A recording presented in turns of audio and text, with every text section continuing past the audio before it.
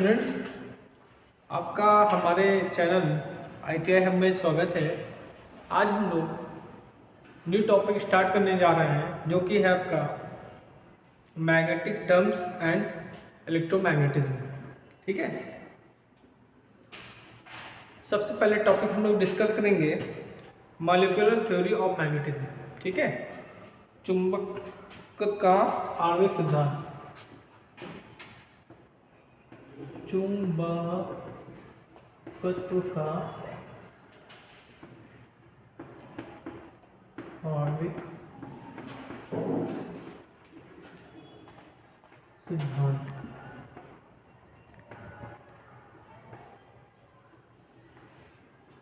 ठीक है,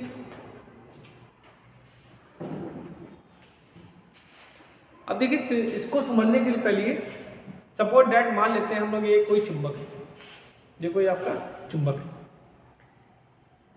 और ये आपका क्या है, ये आपका कोई लोहा है, लोहे से वस्तु बनी कोई वस्तु। अब ये चुंबक है और ये लोहा या लोहे से बनी कोई वस्तु। जब इस चुंबक के पास हम इसको ले जाएंगे, ठीक, तो क्या करेगा, ये अपनी ओर अट्रैक्ट करेगा। ठीक, तो इस प्रॉपर्टी को हम क्या बोलते हैं, चुंबकत्व बोलते हैं। मतलब जैसे मान लो कोई आपका मैग्नेट है, मैग्नेट के पास कोई हम लोहा या लोहे से बनी वस्तु को ले जाएंगे तो आकर्षण करने का जो गुण होगा वो क्या कहलाएगा, आपका चुंबकत्व कहलाएगा, या उसको बोलेंगे मैग्नेटिज्म। क्या बोलेंगे, मैग्नेटिज्म।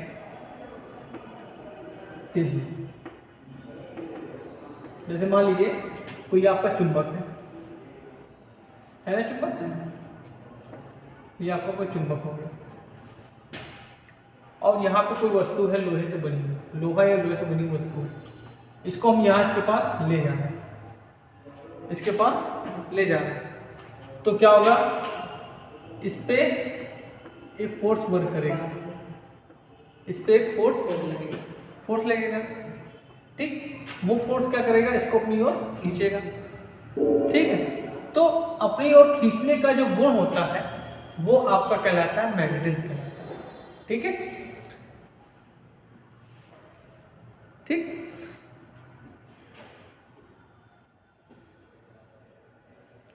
अब इस गुण के, ये जो आपका जो गुण बन रहा है हमने, इसके लिए एक सिद्धांत दिया गया है। उस सिद्धांत को चलो हम पढ़ते हैं, उस सिद्धांत में क्या क्या बातें होती हैं वो सब हम डिस्कस करते हैं।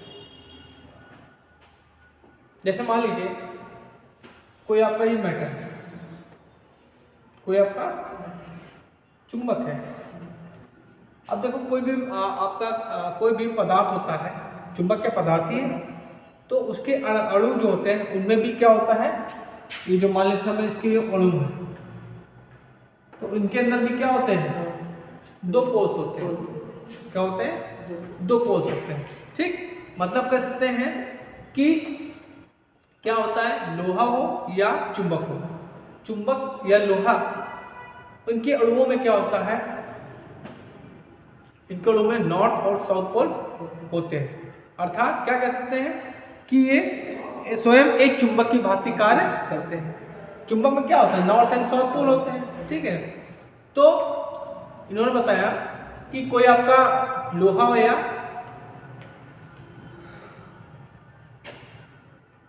लोहा हो, वो क्या होता है, उसके जो अणु होते हैं उसके अंदर नॉर्थ एंड साउथ पोल होते हैं, जो कि स्वयं क्या करता है, एक चुंबक की भांति कार्य करता है। ये पहला नियम हो गया। अब दूसरा क्या है, इन्होंने कहा कि जैसे मान लीजिए सपोज दैट ये आपका कोई चुंबक है, दूसरा डिस्टर्ब हो गया। अच्छा, जैसे मान लीजिए कोई आपका चुंबक है, दूसरा नियम क्या कहता है, कोई आपका चुंबक है बेटा, कोई एक बड़ा सा आपका चुंबक है जिसमें नॉर्थ और साउथ पोल। क्लियर है। अब इस चुंबक को हमने ब्रेक बीच से दिया, इस चुंबक को हमने बीच से ब्रेक कर दिया, तो इसमें दो चुंबक बन गए, एक ये बन गया आपका और एक ये बन गया, है ना। तो इन्होंने कहा कि अगर हम किसी चुंबक को बीच से तोड़ देते हैं तो जो दो टुकड़े बनेंगे उसमें भी नॉर्थ एंड साउथ क्या हो जाएंगे, जनरेट हो जाएंगे, अपने आप जनरेट हो गए। मतलब इसमें भी नॉर्थ साउथ, इसमें भी नॉर्थ एंड साउथ। समझ में आया? मतलब कहने मतलब है कि अगर हम किसी चुंबक को बीच से तोड़ देते हैं तो टूटने के बाद जो दो आपको टुकड़े मिलेंगे उसमें नॉर्थ एंड साउथ क्या होते हैं, अपने आप जनरेट हो जाते हैं। ठीक है,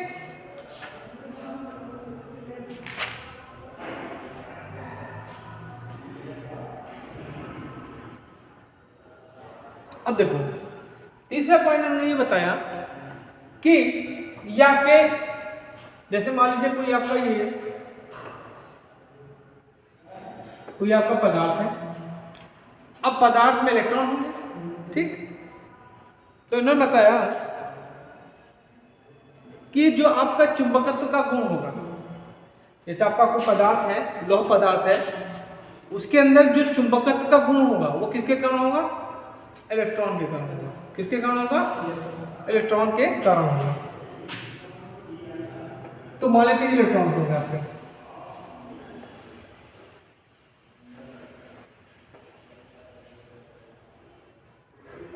ठीक। ये इलेक्ट्रॉन क्या होते हैं, नॉर्मल कंडीशन में अव्यवस्थित होते हैं, मतलब एक सीक्वेंस में नहीं होते हैं, ठीक है। जैसे आपका क्या होगा, ऐसे ऐसे होंगे, कोई ऐसे सीक्वेंस में है, कोई ऐसे सीक्वेंस में है, कोई ऐसे सीक्वेंस में है, कोई एक ऐसे सीक्वेंस में नहीं। मतलब कहने मतलब ये है कि ये जो आपको सीक्वेंस दिख रहा है प्रॉपर, इस सीक्वेंस में ये नहीं होते हैं, ठीक है। नॉर्मल कंडीशन में जो आपके इलेक्ट्रॉन्स होते हैं इस सीक्वेंस में नहीं होते। लेकिन अब इस पदार्थ के पास अगर हम कोई चुंबक ले आए, ठीक है, कोई चुंबक ले आए या इसको किसी और के पास ले जाए, तो इसके जो अणु होंगे, जो इलेक्ट्रॉन्स होंगे, वो क्या हो जाएंगे, एक सीक्वेंस में आ जाएंगे। क्या हो जाएंगे, एक सीक्वेंस में आ जाएंगे, मतलब ये ऐसे हो जाएंगे, एक ही लाइन में हो जाएंगे, देखें आप, ऐसे सीक्वेंस में हो जाएंगे, ठीक है। ये आपके इसी सीक्वेंस में हो जाएंगे। ये आपका चौथा पॉइंट है, ठीक। यही आपका आणविक सिद्धांत है, ठीक। अच्छा, अब आपने ये भी पढ़ा होगा कि अगर हम चुंबक को, कुछ और पॉइंट्स मैं आपको बता देता हूं अपनी तरफ से, ठीक, क्योंकि मैं पढ़ाता हूं तो तुम्हारी बुक से नहीं पढ़ाता हूं, जो मुझे समझ में आता है वही पढ़ाता हूं, और मैंने पहले बताया है कि मैं स्टैंडर्ड बुक से पढ़ाता हूं, ठीक। अब देखो ये चुंबक है आपका, ठीक है, ये आपका कोई एक चुंबक है, इसको हमने डोरी से लटका दिया और मोशन करके छोड़ दिया, ठीक। तो एक निश्चित समय के बाद ये आपका चुंबक रुक जाएगा और उस दिशा में रुकेगा जहां पे नॉर्थ और साउथ दिशा होगी। मतलब कह सकते हैं कि जो आपका चुंबक है नॉर्थ एंड साउथ दिशा को इंडिकेट करता है, ठीक है, ओके, ठीक। अब देखिए चुंबक से रिलेटेड कुछ टर्म्स हम लोग पढ़ते हैं। देखिए आपका, ये आपका चुंबक है,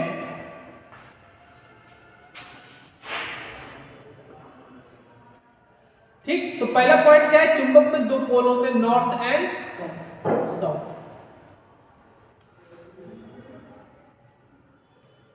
हर एक चुंबक में दो पोल्स होते हैं, नॉर्थ एंड साउथ, ठीक है।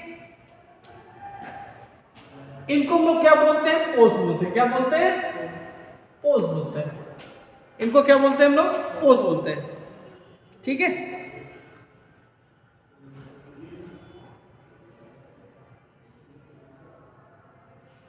अब क्या होता है कि इस चुंबक के चारों ओर एक क्षेत्र होता है ना बेटा,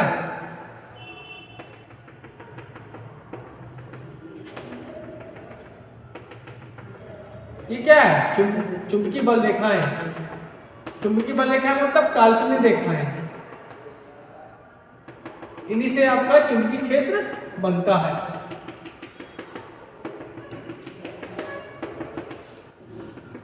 ठीक। अब बाहरी क्षेत्र में ये क्या करती है, 9 से 100 को चलती है। क्या करती है? 9 से 100 को। एक्सटर्नल सर्किट में क्या करती है? 9 से 100 को चलती है। और इंटरनली क्या चलती है? 100 से 9। क्योंकि ये अपना सर्किट पूरा करती है।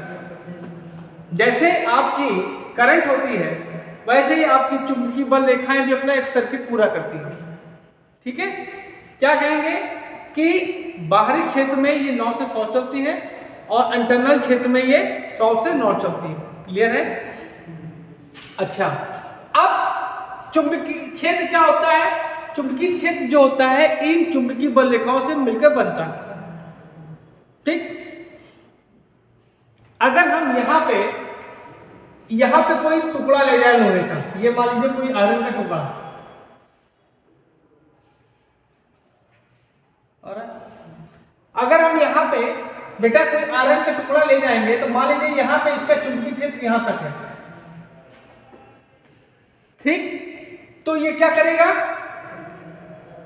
इसको या तो रिपल करेगा या तो अट्रैक्ट करेगा। तो क्या कह सकते हैं कि चुंबकीय क्षेत्र वह क्षेत्र है जहां पर चुंबक के आसपास का वह क्षेत्र है जहां पे किसी भी हम चुंबक को या चुंबक से बने कोई वस्तु या लोहे से बनी वस्तु को ले जाएंगे तो एक बल को महसूस करेंगे। ठीक है? ओके।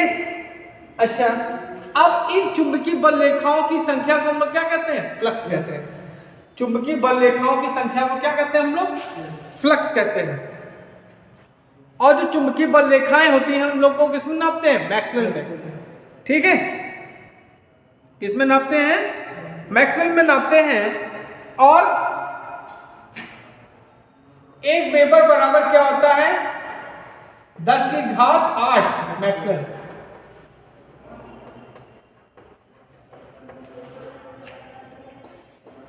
क्वेश्चन ये भी पूछा जाता है कि फ्लक्स के अलावा, ठीक है,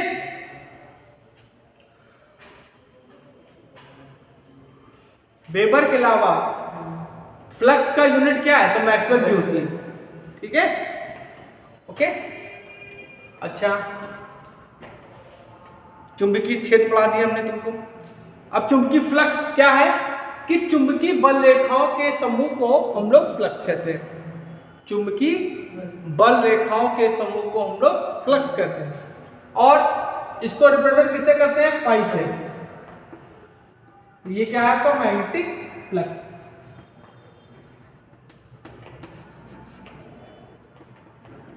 ये होता है फाई इक्वल टू बी ए।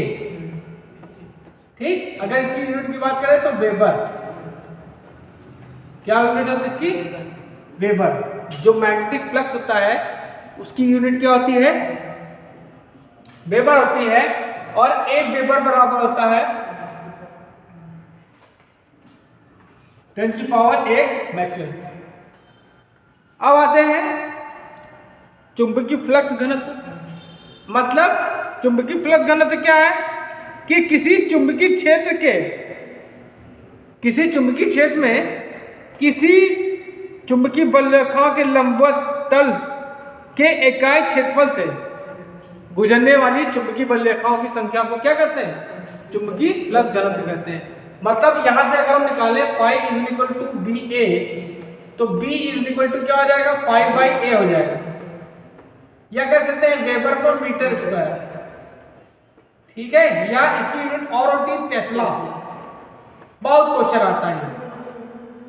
चुंबकीय फ्लक्स घनत्व की यूनिट क्या है? टेस्ला या वेबर पर मीटर स्क्वायर। ठीक है? अब उसके बाद आता है मैग्नेटिक इंडक्शन।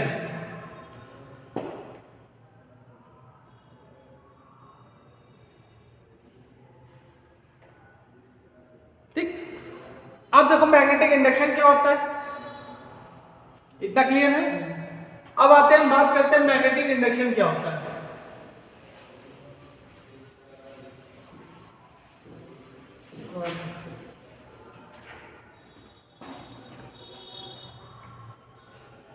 ठीक है।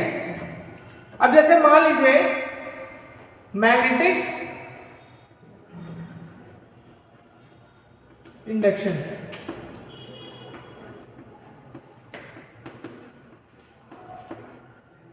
मैग्नेटिक इंडक्शन क्या है? मान लीजिए कोई आपका ये मैग्नेट है, नॉर्थ एंड साउथ, इसके पास हम कोई दूसरा चीज ले आते हैं, कोई भी हो सकता है, दूसरा आपका मैग्नेट हो सकता है, या लोहा हो सकता है, या लोहे से बनी कोई वस्तु होती है, ठीक। अब क्या होगा कि जब इसको हम इसके निकट लाएंगे, हमने क्या बताया कि चुंबक का एक चुंबकीय क्षेत्र होगा, जिसके कारण क्या होगा, इसमें एक फोर्स लगेगा, या तो क्या करेगा, इसको अट्रैक्ट करेगा या तो रिपल करेगा। अब जब इसको लाते हैं तो स्वतः ही अपने आप इसमें पोल्स जनरेट हो जाते हैं, या तो नॉर्थ साउथ जनरेट हो जाएगा या साउथ नॉर्थ जनरेट हो जाएगा,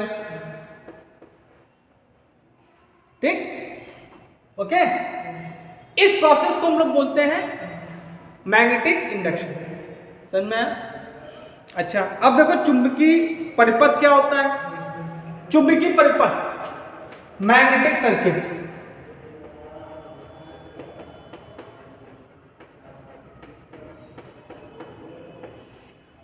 देखिए जैसा आपका इलेक्ट्रिक सर्किट होता है वैसे ही एक मैग्नेटिक सर्किट होता है, ठीक।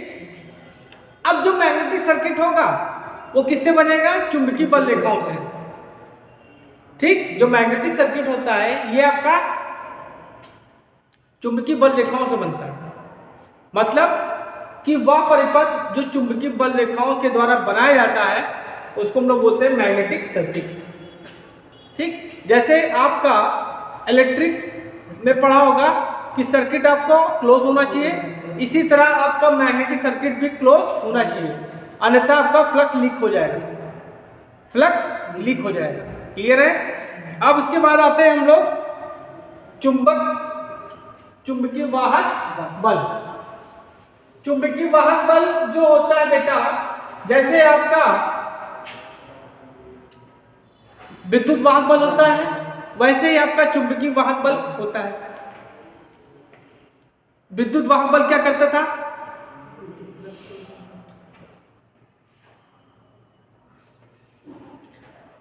विद्युत वाहक बल क्या करता था? इलेक्ट्रॉन को मोशन करवाता था या करंट को फ्लो करवाता था। इसी तरह जो आपका चुंबकीय वाहक बल है यह आपको फ्लक्स स्थापित करवाता है। क्या करता है? इसी के कारण आपका फ्लक्स स्थापित होगा, ठीक। तो क्या कहेंगे? चुंबकीय परिपथ में फ्लक्स को स्थापित करने वाले को क्या कहते हैं? चुंबकीय वाहक बल कहते हैं। मतलब चुंबकीय वाहक बल, इसको बोलते हैं मैग्नेटिक मोटिव फोर्स, ठीक। हिंदी इंग्लिश शॉर्टकट बोलते हैं MMF, ठीक है। हर किसी का नाम शॉर्टकट होता है, ठीक है। जैसे अपने घर में हम लोग अपनी बेटा कहते हैं, हम क्या कहते हैं बिट्टू को, अपनी बेटी को क्या कहते हैं? बिट्टो कहते हैं। बिट्टो मतलब कि हर चीज को आसानी से समझ जाओ कि इनके बारे में कह रहे हैं। तो ऐसे ही आपका जहां पे MMF लिख के आएगा समझ लेना मैग्नेटिक मोटिव फोर्स की बात हो रही है, ठीक। तो ये क्या करेगा? मैग्नेटिक सर्किट में आपका फ्लक्स को स्थापित करवाएगा, क्लियर है। अब अगर हम इसको इसकी बात करें और रिप्रेजेंट किससे करेंगे? MMF से, ठीक। अगर हम इसकी यूनिट की बात करें तो देखो इसकी यूनिट जो होती है, देखो MMF होता है इक्वल टू NI, ये याद रखना हमेशा। MMF इक्वल टू NI होता है, मतलब कि कोई भी कॉइल होगी उसमें जितने भी टर्न्स होंगे उनको जो हम करंट से मल्टीप्लाई कर देंगे उतना ही EMF आपका MMF उतना इंड्यूस होगा, ठीक है, ठीक है। तो अगर हम यहां से यूनिट याद करें तो इसकी टर्न क्या होगी? टर्न होगी, और इसकी एम्पियर। तो इसकी यूनिट क्या है बेटा? एम्पियर टर्न, या टर्न एम्पियर का एक ही बात है। ठीक, अच्छा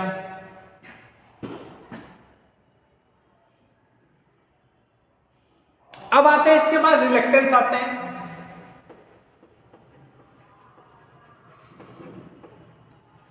रिलेक्टेंस समझ लो, ये आपका रेजिस्टेंस का चचेरा भाई है।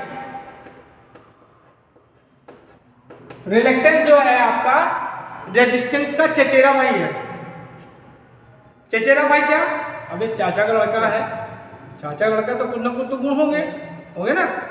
भाई साहब ये किसको रोकते थे? Oppose current. तो वहां पे करंट थी, यहां पे क्या है? फ्लक्स है। तो ये किसको अपोज करेंगे? फ्लक्स को कर देंगे।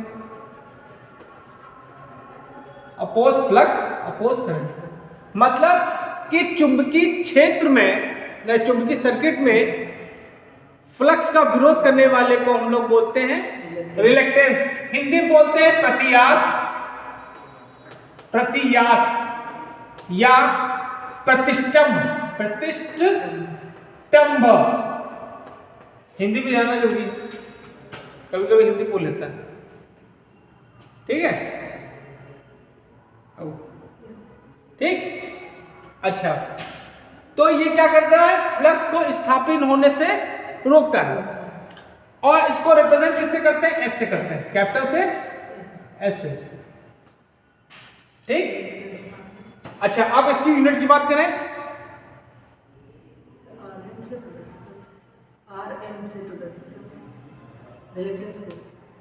स्टैंडर्ड एस से करते हैं। तुम अपनी बुक का बता रहे हो लिखने का, हम तुमको स्टैंडर्ड से पढ़ाते हैं, एस से रिप्रेजेंट करते हैं। किससे? एस। एस इक्वल टू, तो देखिए अगर इसके यूनिट की बात करें तो ये होता है आपका